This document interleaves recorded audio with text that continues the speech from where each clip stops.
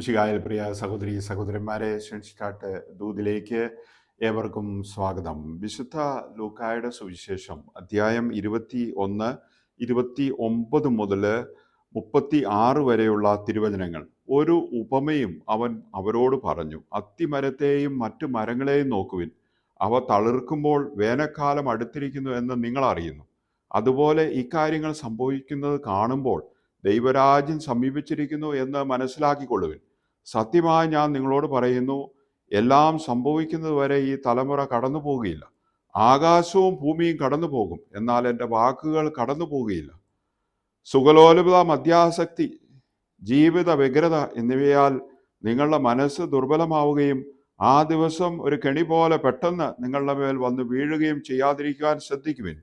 എന്തെന്നാൽ ഭൂമുഖത്ത് ജീവിക്കുന്ന എല്ലാവരുടെയും മേൽ അത് നിപതിക്കും. സംഭവിക്കാനിരിക്കുന്ന ഇവയിൽ നിന്നെല്ലാം രക്ഷപ്പെട്ട് മനുഷ്യപുത്രന്റെ മുമ്പിൽ പ്രത്യക്ഷപ്പെടുവാൻ വേണ്ട കരുത്ത് ലഭിക്കാൻ സദാ പ്രാർത്ഥിച്ചുകൊണ്ട് ജാഗരൂകരായിരിക്കുവിൻ. നമ്മുടെ കർത്താവായ മിശിഹായിക്ക് സ്തുതി.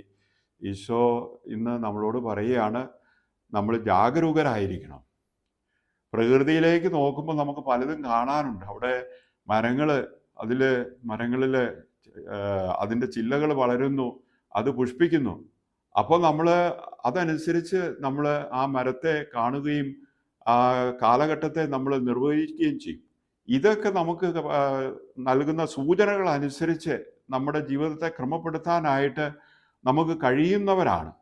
എന്നാൽ കർത്താവ് നമ്മളെ കാത്തിരിക്കുന്നുണ്ട്. അല്ലെ, കർത്താവ് നമ്മുടെ അടുത്തേക്ക് വരുമ്പോൾ നമ്മൾ കാത്തിരിക്കുന്ന മനുഷ്യരാണോ? നമുക്ക് നിർഭയം സദാ ജാഗരൂകരായിരിക്കാൻ സാധിക്കുന്നുണ്ടോ? ഈശോ വളരെ വ്യക്തമായി പറയുകയാണ്, ഏതെങ്കിലും ഒരു നിമിഷം മരണം നിന്നെ പിടികൂടും. അന്ന് നിനക്ക് ഒരുങ്ങിയിരിക്കാനുള്ള ഒരു തയ്യാറെടുപ്പ് നിനക്കുണ്ടോ? നീ ഒരുങ്ങിയാണോ? ഓരോ ദിവസവും നീ നിന്റെ മരണത്തെക്കുറിച്ച്, അല്ലെങ്കിൽ നിന്റെ ജീവിതത്തിൽ ഒരു അവസാനമുണ്ടാകും. തമ്പുരാൻ നിന്നെ വിളിക്കുമ്പോൾ അപ്പോൾ പോകാനായിട്ട് നീ തയ്യാറായിട്ടാണോ ജീവിക്കുന്നതെന്ന് ഈശോ ചോദിക്കുകയാണ്. നമുക്ക് ഈ നോമ്പ് കാലത്തിൽ നമുക്ക് ഒരുങ്ങി ജീവിക്കാം. നമ്മുടെ പാപങ്ങളെക്കുറിച്ച് മനസ്സവിക്കാം, നമ്മുടെ ജീവിതത്തെ ക്രമപ്പെടുത്താം, നമ്മുടെ ജീവിതത്തിൽ അനുരഞ്ജനം ഉണ്ടാകാൻ വേണ്ടി നമുക്ക് പരിശ്രമിക്കാം. പ്രായോഗികമായിട്ട് ഇന്നേ ദിവസം നമ്മുടെ ജീവിതത്തെക്കുറിച്ച് ചിന്തിച്ചുകൊണ്ട് കർത്താവ് എപ്പോൾ വിളിച്ചാലും പോകാൻ തയ്യാറായിട്ടുള്ള ഒരു ജീവിതം, അതിനായിട്ടുള്ള ഒരു ഒരുക്കം, കുറച്ച് സമയത്തേക്കാണെങ്കിൽ പോലും ഒന്ന് ഒരുങ്ങാനായിട്ട് നമുക്ക് സമയം ഇന്നേ ദിവസം നീക്കിവെക്കാം. പ്രസാദപരനാഥ നമ്മെ അനുഗ്രഹിക്കട്ടെ. ഈശോ നമ്മെ വഴി നടത്തട്ടെ.